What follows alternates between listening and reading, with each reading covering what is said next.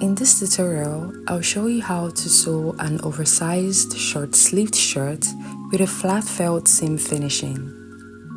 To make this shirt, I used 2 yards of cotton fabric, and the best part is it's suitable for both men and women. Let's get into it. We'll start with the front pieces. I added about 3-inch allowance for the buttonhole plackets on each piece. This allowance consists of 2.5 inches for placket fold plus 1/2 inch overlap. On the left front piece, iron an interface 1/2 inch away from the center front. Remember to cut your interface the same width as the buttonhole placket. In my case, the interface is 1 inch wide, matching the width of my buttonhole placket. Next, fold the 1/2 inch towards the wrong side, then fold it again by 1 inch. This technique hides the raw edge and provides a clean finish.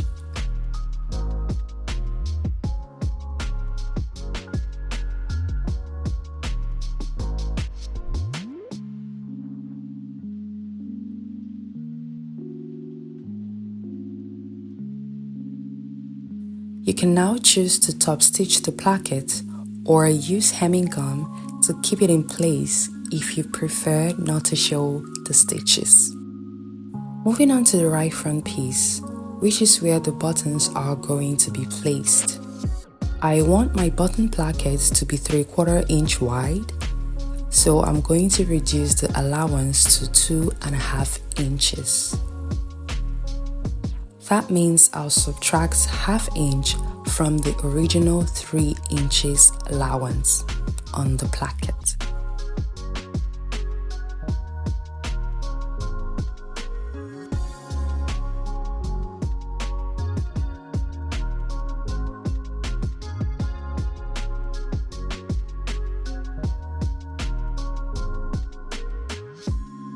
Now, iron an interface 1/2 inch away from the center front.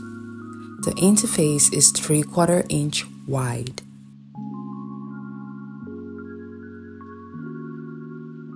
Then fold it the same way as the left front buttonhole placket.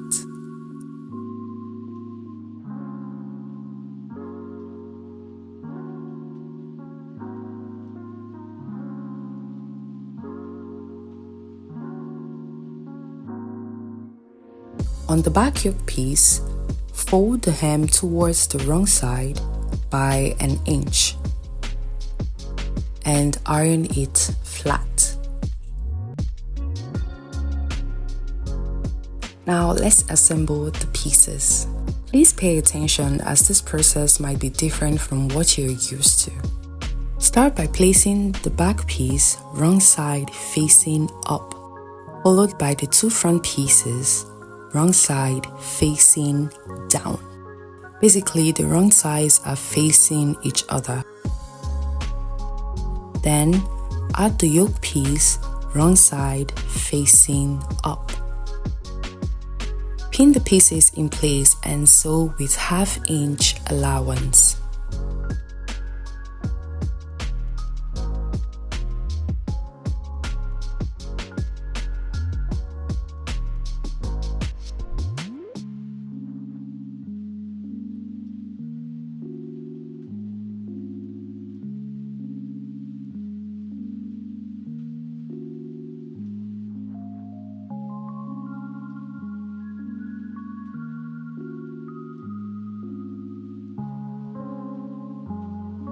So when you flip the yoke piece over to the back, you will notice that the raw edge is hidden between the back piece and the yoke piece. Don't forget to iron the shoulder areas. To prevent the yoke from moving around, I usually gum the yoke to the back piece before sewing.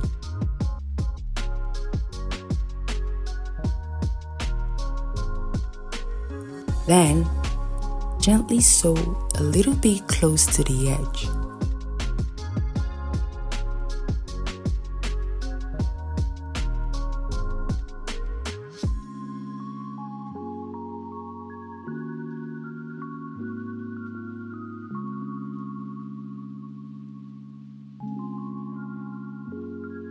You might notice that the shoulder seams shifted downwards. This is due to the way I drafted the shirt. I intentionally designed the back piece to come forward by 1.5 inches. I explained this part on my previous video on how to draft an oversized shirt, so please go watch it if you haven't. You'll find the link in the description box below. Now pin this in place and iron the new shoulder line to form a crease.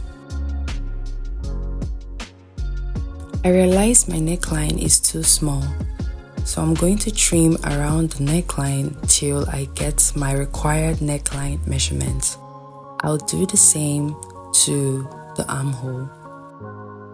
I proceeded to attach my collar. I already have a detailed video on how to cut and sew a shirt collar, so I recommend you go watch that and then come back to continue. Links in the description box below. Okay, moving on to the sleeves. It doesn't really matter if the front armhole is the same as the back armhole or if the front armhole is slightly curvier than the back armhole because it's an oversized shirt. In this case, the front and the back armhole is the same. And since it's the same, we would only need half of the armhole measurement to draft the sleeve. To get the length of the armhole curve, start measuring from the shoulder crease until you've reached the end of the curve.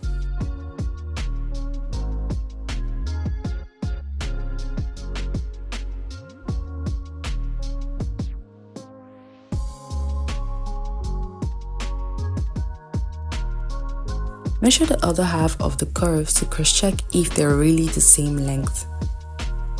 Then, let's proceed to draft. To draft the sleeves, start by drawing the shoulder line. Now from the shoulder line, mark 4.5 inches downwards to determine the cap height.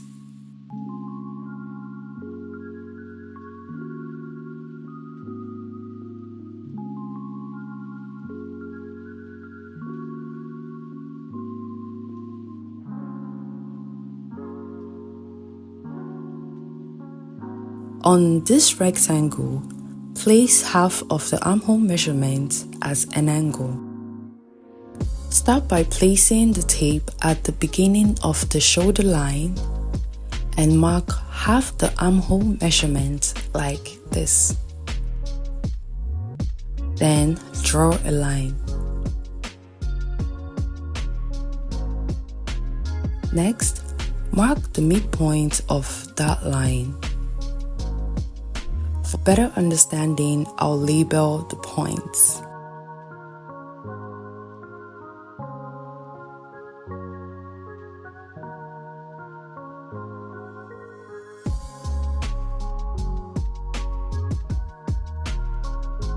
Now mark the midpoint of points B and C.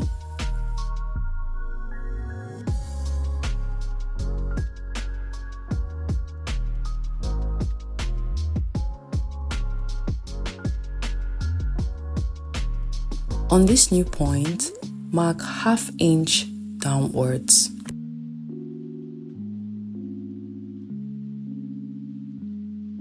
With the curve ruler, connect points A and B like this.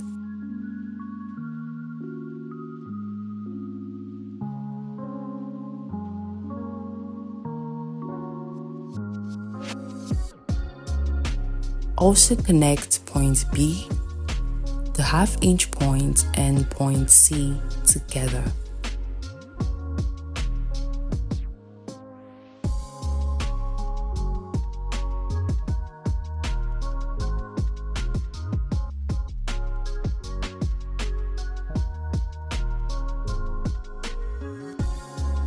Drawing the curve adds extra ease to the armhole measurement, so remeasure the armhole curve and mark your actual armhole measurement.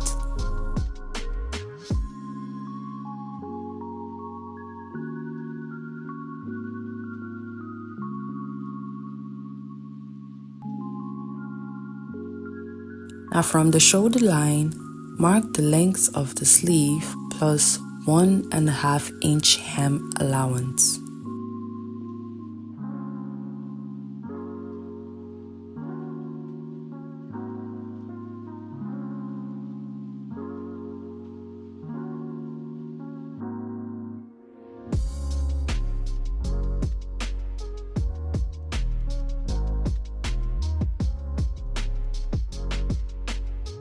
On the sleeve line, not the hem allowance line, mark the round sleeve measurement plus 1/2 inch seam allowance. Connect that point to the sleeve curve.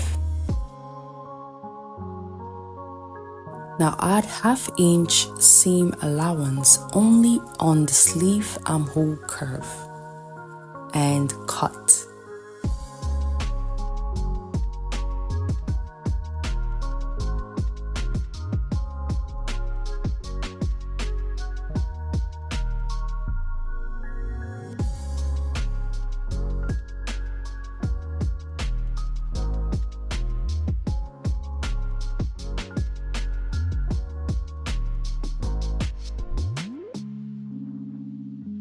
To get a nice fit for the hem, fold the hem allowance towards the wrong side and use a tracing wheel to trace the edge of the sleeve.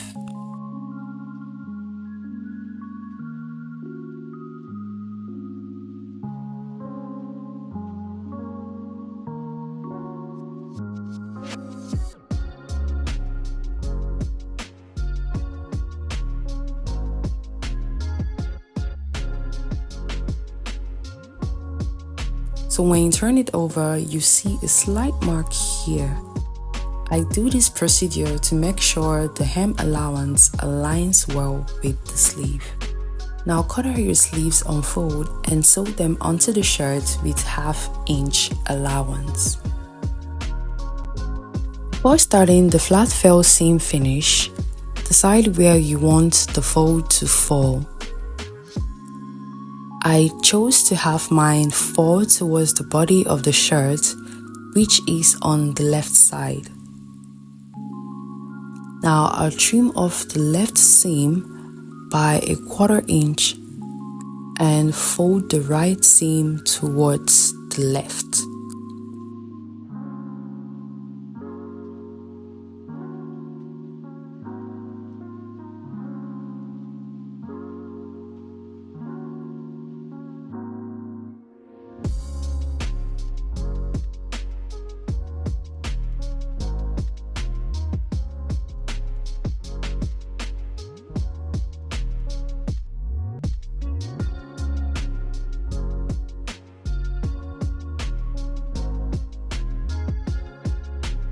There are different ways to do the flat felled seam, but this is how I do mine. Hold it up like this. Now fold the bigger seam to cover the small one. And then fold it again.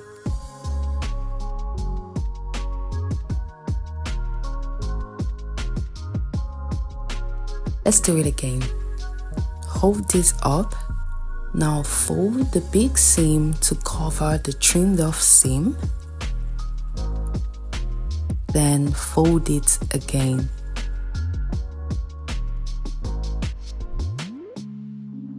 Now pin it in place and iron it.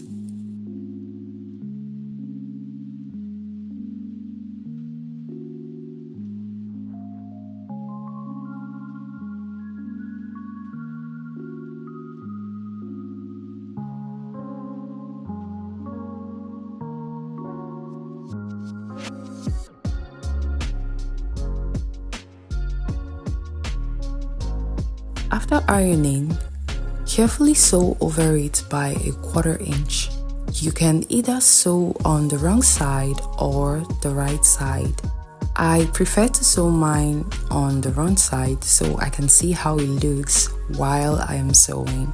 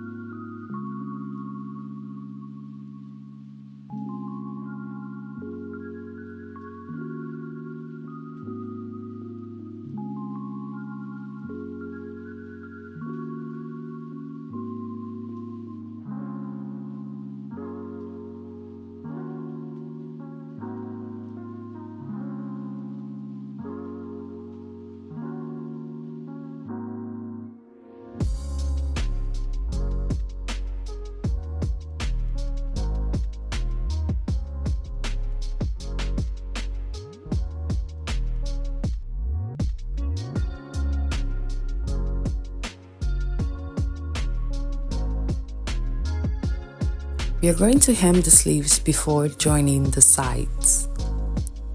To do this, first flip the sleeve to the wrong side and fold the hem by 1/2 inch. Then fold it again by 1 inch and sew over it. After hemming the sleeves, we are going to pin the side and sew with 1/2 inch allowance. Then repeat the flat-felled seam method all over again on the side.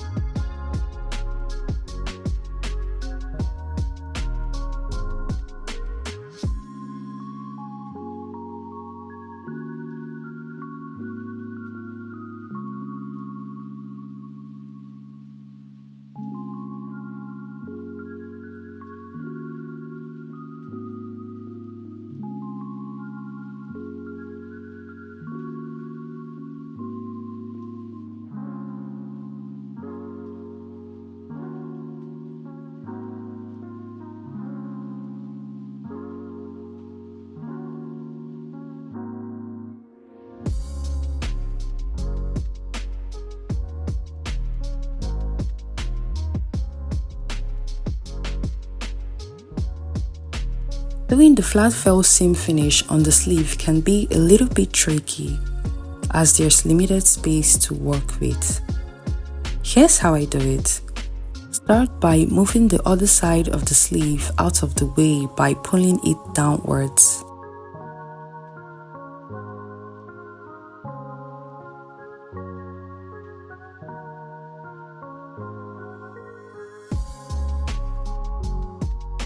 Then start sewing. While sewing, don't forget to pull the other side of the sleeve downwards so you don't sew over it.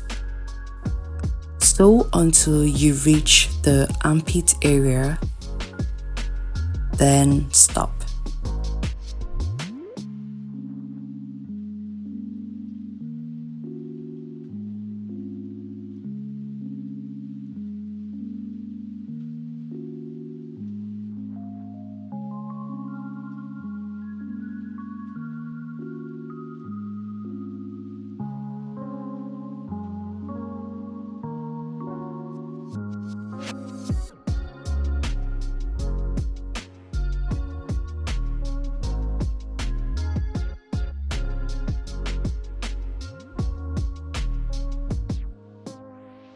And continue sewing from the hem till you get to the armpit area.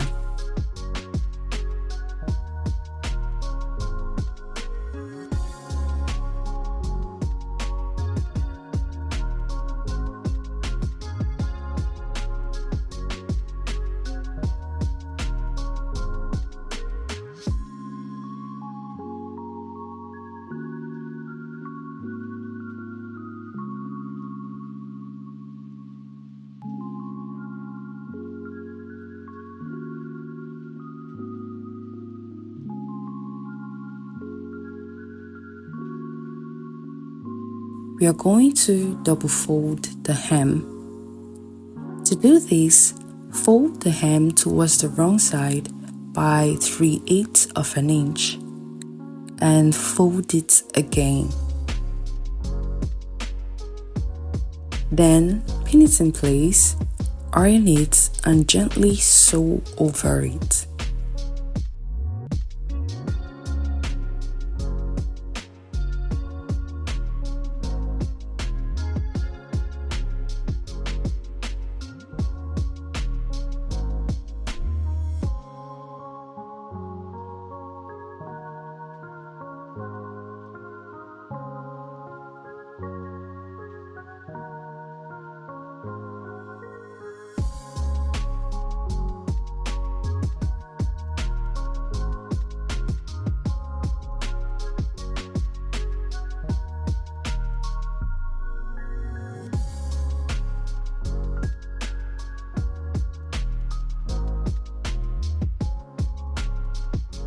And we're done. You can now go ahead and create your buttonholes and attach your buttons. I completed this step off camera, but I'm sure you do great. If you find this video helpful, please like, share, and subscribe to my channel for more sewing tutorials.